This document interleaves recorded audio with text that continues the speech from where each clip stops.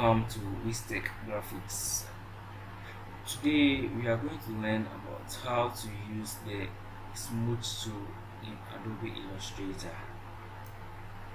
Okay, so we are going to work on the object you see on the screen, and you can see that the edges of the object are not very sharp or not very smooth.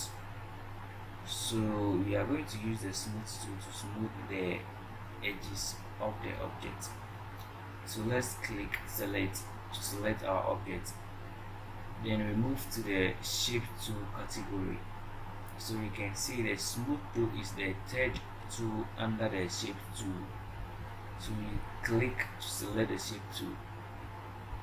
Now to select the object, you press and hold the control key on the keyboard or command on Mac, then left click to select the object. And to smoothen the edge, you click along the line of the object to smooth it. Then to move to the next object, you press the control plus the left click if you are using Windows, or command plus left click if you are using Mac to select the next object. Now after selecting the object, you will left click on the line along the edges of the object to smoothen it. So this is how to use the smooth tool in Adobe Illustrator. As simple as that. Hope this helps.